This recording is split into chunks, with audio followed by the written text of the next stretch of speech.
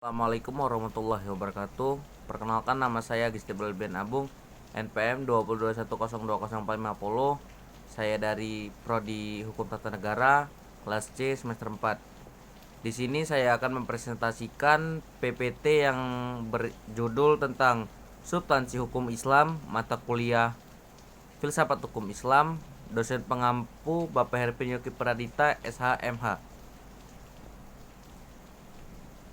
Pengertian filsafat hukum Islam.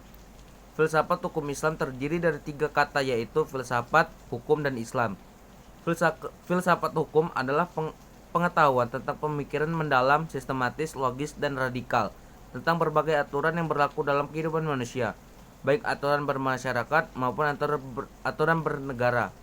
Hukum adalah peraturan tentang perbuatan dan tingkat laku manusia dalam lalu lintas hidup. Secara ringkat, hukum berarti ketetapan. Adapun pengertian filsafat hukum Islam adalah kajian filosofis tentang hakikat hukum Islam, sumber asal muasal hukum Islam, dan prinsip penetapannya, serta manfaat hukum Islam bagi kehidupan masyarakat yang melaksanakannya. Dengan demikian, yang dimaksud dengan filsafat hukum Islam adalah setiap kaidah, asas, mabda, aturan-aturan pengendalian masyarakat pemeluk agama Islam. Kaidah-kaidah itu dapat berupa Al-Quran, hadis, pendapat sahabat dan tabi'in, ijam ulama, fatwa lembaga keagamaan. Filsafat hukum Islam diartikan pula dengan istilah hikmat at-tasyari. Faktor yang menjadi ciri filsafat hukum Islam. Yang pertama itu wacana atau argumentasi, menandakan bahwa filsafat memiliki kegiatan berupa pembicaraan yang mengandalkan pada pemikiran rasio tanpa verifikasi uji empiris. Kebenaran filosofis tidak memerlukan pembuktian atau tidak perlu didasari bukti kebenaran baik melalui eksperimentasi maupun pencarian data lapangan. Yang kedua itu segala hal atau sekalian alam. Artinya, semua materi pembicara filsafat adalah segala hal menyangkut keseluruhan yang bersifat universal.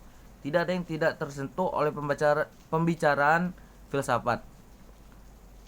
Ada atau tidak ada permasalahannya, filsafat merupakan bagian dari pembincangan. Hal itulah yang membedakan antara filsafat dan ilmu pengetahuan yang membicarakan lingkup tertentu. Semua yang dikaji oleh ilmu pengetahuan dijamah oleh filsafat. Karena inilah universalisme filsafat. Yang ketiga, sistematis. Artinya perbincangan mengenai segala sesuatu dilakukan secara teratur, mengikuti sistem yang berlaku sehingga tahapan-tahapan mudah diakui.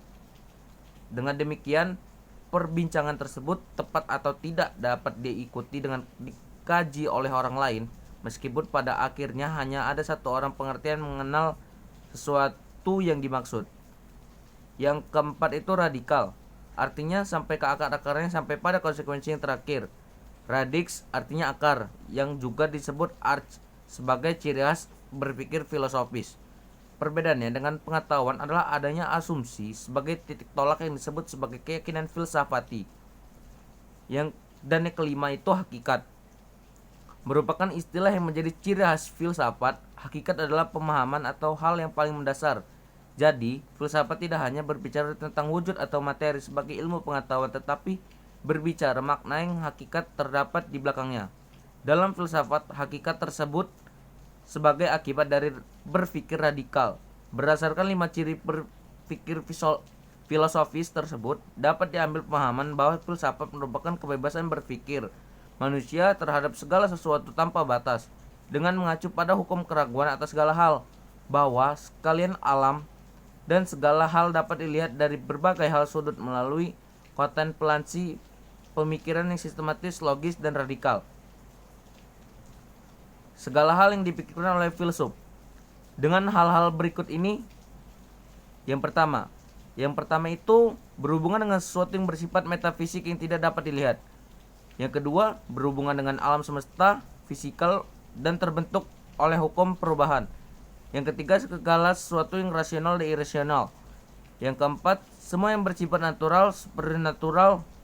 Yang kelima, berhubungan dengan akal, rasa, pikiran, intuisi, persepsi. Yang keenam, sehubungan dengan hakikat yang terbatas dan yang tidak terbatas. Yang ketujuh, berhubungan dengan teori pengetahuan pada semua keberadaban pengetahuan manusia, objektif dan subjektif. Yang ke-8, berhubungan dengan fungsi dan manfaat segala sesuatu yang diambakan manusia atau dihindarinya. Dan yang ke-9 adalah berhubungan dengan kebenaran spekulatif yang bersifat rasional tanpa batas, sehingga berlaku pemahaman dialektis terhadap berbagai penemuan hasil pemikiran manusia, tesis yang menghasilkan tesis dan tercipta sintesis. Sekian, itu saja yang bisa saya sampaikan. Lebih kurangnya saya mohon maaf. Pada Allah saya mohon ampun. Wabillahi taufiq wal hidayah. Wassalamualaikum warahmatullahi wabarakatuh.